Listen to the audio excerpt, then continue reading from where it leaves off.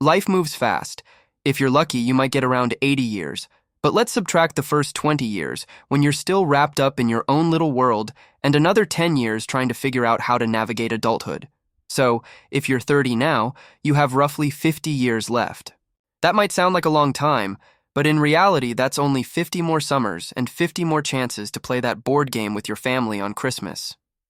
Speaking of Christmas, as we get older, we see our parents and family less and less, maybe just once or twice a year during the holidays.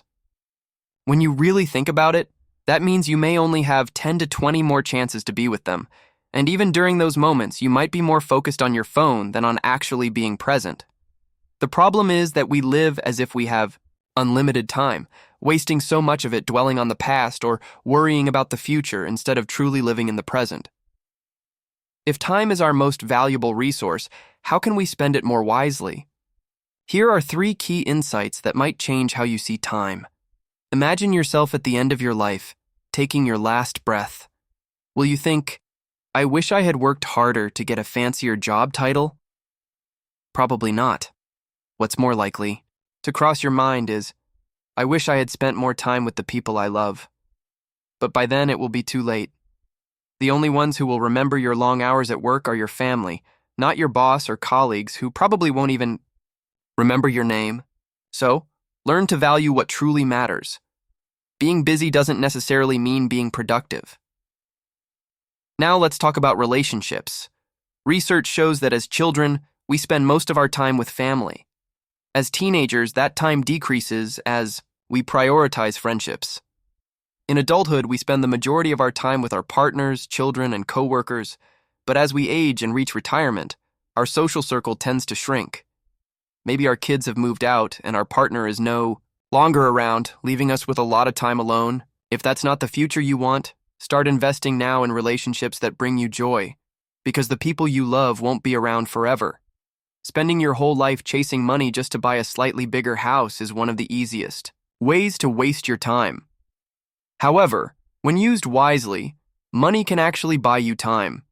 For example, if a task takes you 10 hours to complete, but someone else can do it in half the time, or they're simply more skilled at it, paying for that service can be a great investment. If those 10 hours are more valuable to you than the cost of outsourcing the task, whether in terms of money or peace of mind, then delegating is the smart choice. Similarly, when you start viewing time as a limited resource, you might rethink certain decisions. Is it really worth spending tens of thousands of dollars on a luxury car? In reality, you're not just paying money, you're trading 1 to 3 years of your life to afford it. Maybe the old saying, time is money, isn't so far from the truth. But there's another way to look at it. Time isn't just money, it's also experiences. If you knew you had only 1 year left to live, how would you spend it? Would you dedicate more time to your loved ones, learn something new? Or would you still be obsessed with work and material possessions? Many people only realize the true value of time when they've already lost most of it.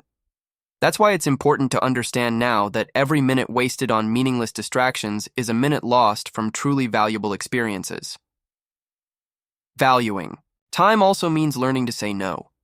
So many people feel overwhelmed because they can't turn down tasks or commitments that don't add value to their lives. If everything is a priority, then nothing is a priority. Being intentional about where you invest your time is crucial. Every yes to something unimportant is a no to something that truly matters. Another key point is finding a balance between planning for the future and living in the present. While it's essential to set goals and work toward them, we also need to remember that the only guaranteed moment we have is now. Many people believe they'll be happy when they get a promotion, when they buy a house, when they retire. But what if that when never comes? What if we spend our entire lives chasing something we never get to enjoy? True happiness isn't just about future achievements, it's about finding joy in the present moment. That's why cultivating gratitude can completely change how you perceive time. Instead of focusing on what's missing, appreciate what you already have. Every day is an opportunity to create memories, strengthen connections, and grow as a person. Small moments can hold great significance. A cup of coffee with a friend, a conversation with a loved one, a quiet moment of reflection. How we choose to spend our time shapes the quality of our lives. We can waste it on empty distractions or invest it in experiences and relationships that truly matter. In the end, real wealth isn't measured by what we accumulate, but by how we live. If we want a future with fewer regrets, we need to make more conscious choices today. So before getting caught up in unnecessary worries or commitments, take a moment to reflect. Are you truly living, or just going through the motions? Time doesn't wait.